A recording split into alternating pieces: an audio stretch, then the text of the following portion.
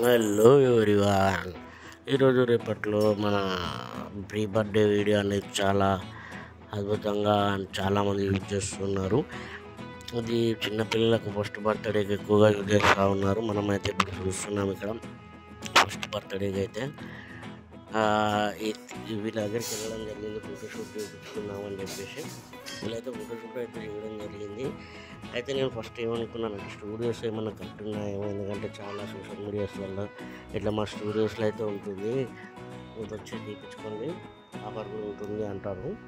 అక్కడికి వెళ్ళిన తర్వాత స్టూడియోస్ అయితే ఉండవు, అంటే చిన్న స్టూడియో ఉంటుంది, అందులోనే థీమ్స్ ఉంటాయి కదా, ఆ థీమ్స్ ఆల్రెడీ వీళ్ళు తీసుకొని పెట్టుకుంటారు.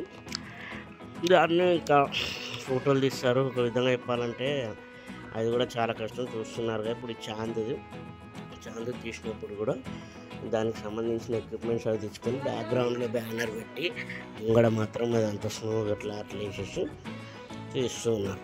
అయితే ఇప్పుడు ఇది తెలంగాణ మొత్తం, తెలంగాణ ఆంధ్ర కాకుండా all over India full famous అయిపోయింది.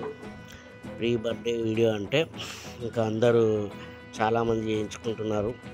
ఎందుకంటే బర్త్డే కంటే ముఖ్యంగా ఇవి వేసుకుంటున్నారు, ఎందుకంటే వీడియోలు ఎక్కువ చాలామంది చూస్తుంటున్నారు. అదేవిధంగా మెమరీస్గా కూడా ఉండిపోతుంది.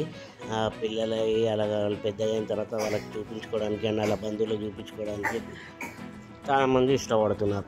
సో ఇది మధ్యతరగతి వాళ్ళు కూడా చాలామంది తక్కువ రేట్లో ఉన్న చోట వెళ్ళి చేయించుకోవడం జరుగుతుంది.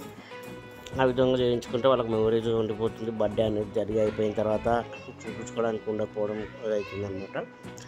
సో ఇక్కడ థీమ్స్ చూసినట్టయితే వీళ్ళు 10 థీమ్స్, 20 థీమ్స్, 50 థీమ్స్ అలా ఉంటుంది.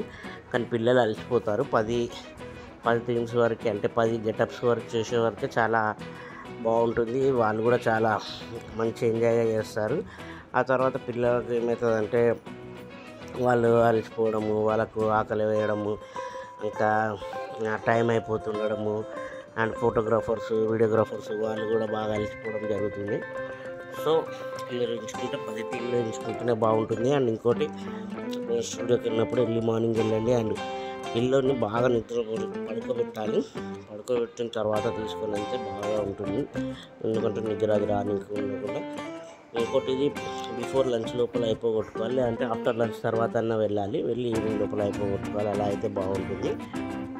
మనకైతే మనం చూసినట్టయితే ఇక్కడ చాలా థీమ్స్ అయితే వేయడం జరిగింది. థీమ్స్ అన్నిటి మనం యూజ్ చేసుకోవడం జరిగింది.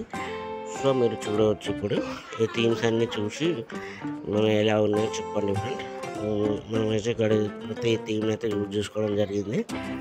వీళ్ళైతే తీయడం కూడా జరిగింది. వీళ్ళది లాస్ట్లో ఫోన్ నెంబర్ అవన్నీ కూడా పెట్టడం జరిగింది. ఫోన్ నెంబర్ అవన్నీ చూసి మీరు నచ్చితే చేసుకోండి. ఓకేనా ఫ్రెండ్స్.